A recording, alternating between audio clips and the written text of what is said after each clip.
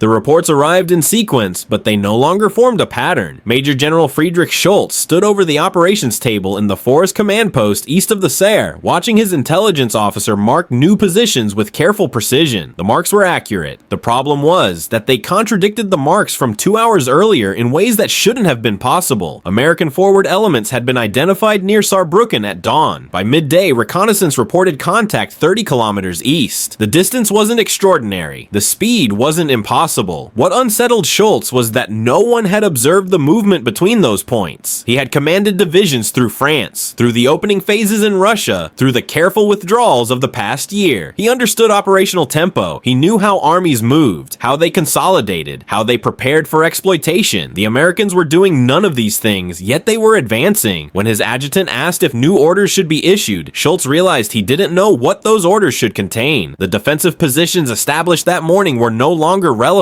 The counterattack planned for the following day presumed American dispositions that had already changed. Everything in his training told him to maintain initiative, to impose his tempo on the enemy, to force them to respond to his decisions. But the Americans weren't responding. They were simply continuing. 6 weeks earlier, the situation had been difficult but comprehensible. The autumn offensive had stalled. Allied air superiority had made daylight movement costly. Supply lines stretched back through a devastated France. None of this was ideal, but all of it was manageable through doctrine, through the careful application of principles learned over decades of professional military education.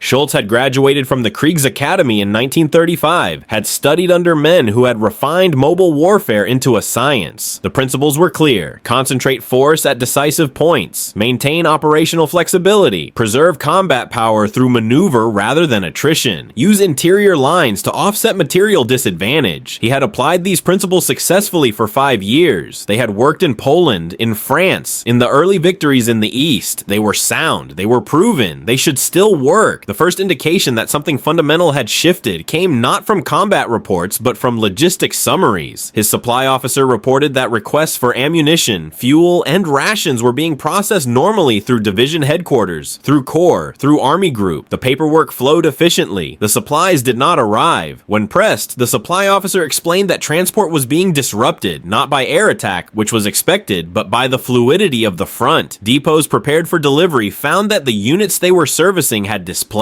Convoys reached coordinates that were no longer held. The system wasn't failing through incompetence. It was failing because it presumed a stability that no longer existed. Schultz ordered his units to establish supply caches, to decentralize logistics, to prepare for temporary disruption. This was standard procedure during mobile operations. What he didn't anticipate was that the disruption wouldn't be temporary. American artillery began ranging roads his units needed for lateral movement. Not saturation bombardment, not the desperate expenditure of a final assault, but methodical, continuous fire that made key routes unusable without necessarily destroying them. His combat engineers could repair the roads. They did repair them, but repair took time, and by the time routes reopened, American observers had already registered new targets. The effect was cumulative. Each delay compounded the next. Units that should have rotated into reserve remained in line. Formations that needed reconstitution had to fight depleted. The operational pause he needed to restore coherence never materialized because the Americans never granted it. He began receiving reports that his battalion commanders were making decisions without waiting for orders. Under normal circumstances, this would be commendable, evidence of proper initiative, but the decisions being made weren't tactical adjustments. They were operational movements, withdrawals of several kilometers, abandonment of assigned sectors, consolidation with adjacent units without coordination. When Schultz demanded explanations, the responses were consistent. The local situation had become untenable. American forces had appeared in unexpected locations. Communications had been severed. Waiting for orders would have meant encirclement. Each commander had made a rational decision based on immediate circumstances. The aggregate effect was that the defensive line Schultz believed he commanded no longer existed. He convened a meeting with his regimental commanders, the officers who should have maintained cohesion between his intent and battlefield reality. They arrived exhausted, some having traveled through darkness to avoid air observation, others having fought through American patrol patrols that had somehow penetrated rear areas. When Schultz outlined his operational concept, his plan to conduct a fighting withdrawal to more defensible terrain, to trade space for time while maintaining unit integrity, they listened with expressions he couldn't quite interpret. It wasn't defiance, it wasn't defeatism, it was something closer to disconnection, as if he were describing a battle they weren't fighting. His most experienced regimental commander, a veteran who had led formation since the invasion of Russia, finally spoke. The American advance wasn't following recognizable patterns. They didn't mass for breakthroughs. They didn't pause to consolidate gains. They probed constantly, and wherever they found weakness, reinforcements appeared with a speed that suggested they had been waiting for that specific opportunity. German doctrine taught that exploitation required preparation, that breakthroughs created vulnerability, that extended salience invited counterattack. The Americans seemed indifferent to these risks. They advanced in multiple directions simultaneously, and when German forces maneuvered to strike exposed flanks, they discovered that what appeared to be an exposed flank was supported by artillery concentrations that had been pre-registered and supply lines that had already been established. Schultz asked about American casualties. Surely this reckless advance was costing them. The answer troubled him more than a high casualty count would have. American losses appeared moderate, sometimes light. They weren't winning through attrition. They weren't overwhelming German positions with mass. They were simply present everywhere, all at once, with a coordination that didn't seem to require the careful planning German doctrine demanded. His intelligence officer suggested that American radio communications might explain the coordination, that their willingness to transmit in clear language, accepting the security risk for the sake of speed, allowed them to respond to opportunities faster than German forces could exploit them. Schultz considered this. It made technical sense, but it also meant that the Americans had built a system that functioned effectively even when it was partially compromised, while German security protocols designed to protect operational secrecy were slowing decision-making to the point of irrelevance. The next 48 hours dissolved the distinction between tactical setback and operational collapse.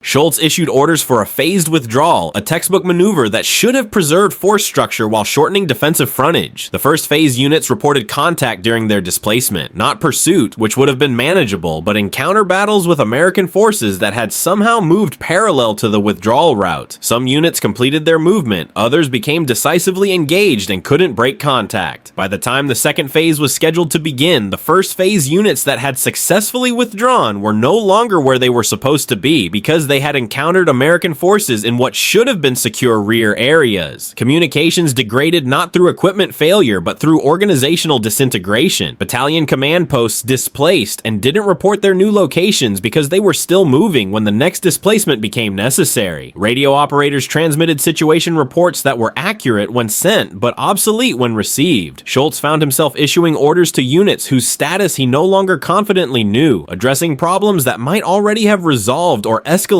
beyond the scope of his instructions. The tempo of American operations had created a situation where German decision-making, no matter how rapid, was always retrospective. He received a report that an entire regiment had ceased organized resistance, not surrendered, not been overrun, but simply stopped existing as a coherent formation. Small groups were still fighting, conducting local defenses, attempting to reach friendly lines. But the regiment as an operational entity, as something that could receive orders and execute missions, had vanished.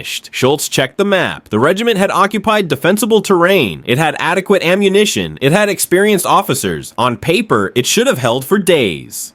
The after-action reports, compiled weeks later, would attribute its collapse to multiple factors: to air attack and artillery fire and lack of supply and fatigue. All of these were true, but Schultz, standing in the command post as the regiment disappeared from his operational picture, understood that something deeper had occurred. The regiment hadn't been destroyed. It had been disaggregated, broken into fragments too small to matter operationally, scattered across terrain that American forces now controlled. His chief of staff suggested that fresh orders might restore cohesion, that clear directives would allow subordinate commanders to regain initiative. Schultz looked at the map and realized he didn't know what orders to give. Every defensive position he established would be outflanked before it could be fortified. Every counterattack he planned would strike targets that had already moved. Every attempt to concentrate force would expose logistics to interdiction. The options available to him weren't wrong. They were obsolete. They presumed a battlefield where both sides operated under similar constraints, where tempo was something you imposed through superior planning and execution, where initiative meant acting before your opponent could respond. The Americans had created a battlefield where those presumptions no longer applied. He thought about his training, about the careful study of military history, the analysis of successful campaigns, the principles extracted from Napoleon and Moltke and Schlieffen. All of that education had taught him that warfare was a contest of wills and intellects. That superior understanding of operational art allowed smaller forces to defeat larger ones. That brilliance in conception and boldness in execution could overcome material disadvantage. He still believed these things were true, but he was beginning to suspect they were true only when both sides were playing the same game. The Americans weren't trying to outthink him.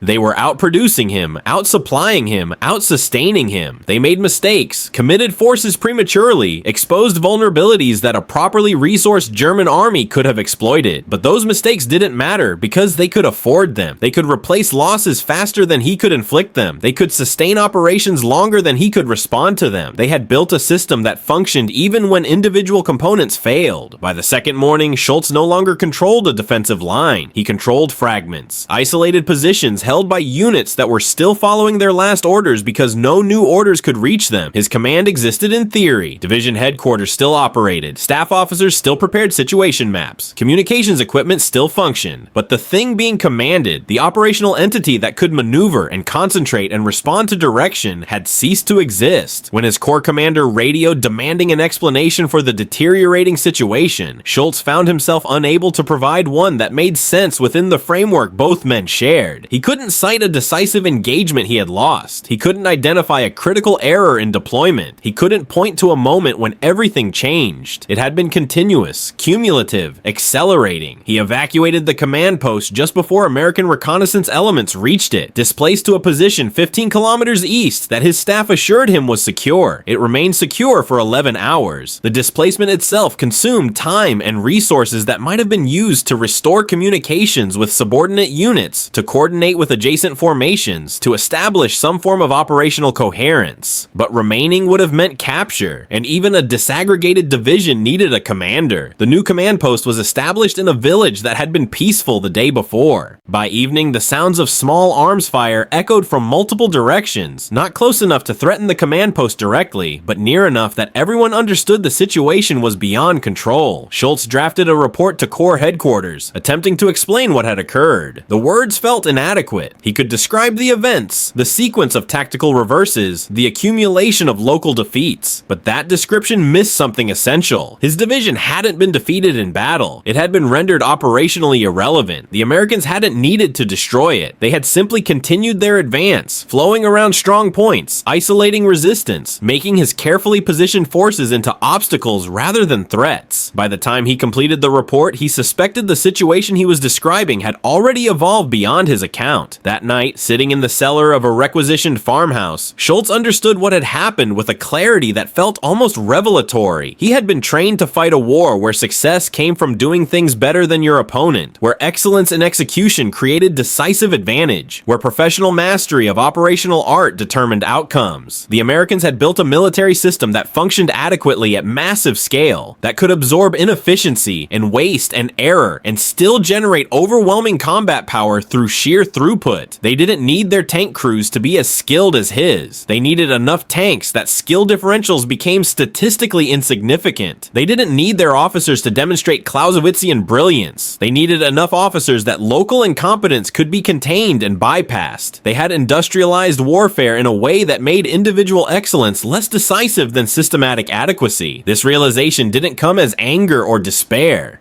It came as recognition, the way you might suddenly understand the rules of a game you had been playing incorrectly. He had commanded his division as if warfare were still primarily about maneuver and decision, as if the right movements at the right time could create victory even against material disadvantage. The Americans had created conditions where maneuver without logistics was meaningless, where decisions without resources were irrelevant, where operational art without industrial capacity was merely theoretical. His training hadn't failed him. His training had prepared him for a different different war. The division he had commanded no longer existed as an effective fighting force. Some units would fight for days more, conducting local defenses with skill and determination. Some would withdraw in good order, maintaining discipline even in defeat. Some would simply dissolve, men abandoning their positions not out of cowardice, but because there was nothing left to defend and no clear direction to follow. Within weeks, the division would be reconstituted on paper, assigned new personnel, given new positions. But the formation that had entered this battle, the organizational entity with its own history and cohesion and capability, was gone. It hadn't died heroically. It hadn't been destroyed in a climactic engagement. It had vanished across 48 hours because the war it was designed to fight had already ended and no one had informed it. Schultz would survive the war, would eventually write careful memoirs that described tactical challenges and operational difficulties without quite capturing what he had understood in that farmhouse cellar. Other German commanders would experience similar moments, would watch their formations disappear, not through defeat, but through dissolution, would recognize that something fundamental had shifted. The Eastern Front would continue for months. Armies would maneuver and attack and defend according to doctrine that remained technically sound. But for those who looked clearly at what was actually happening, at how combat power was being generated and sustained and applied, the outcome had become inevitable long before anyone was prepared to acknowledge it. The war hadn't been decided by brilliance or courage or tactical excellence, though all of these mattered. It had been decided by factories and shipping tonnages and replacement schedules, by systems that could sustain intensity over time, by an approach to warfare that treated battles as production problems to be solved through industrial capacity rather than operational art. Schultz understood this now. Understanding changed nothing. The armies continued their movements across frozen fields, following doctrines and executing maneuvers, performing a conclusion that had been determined before they began.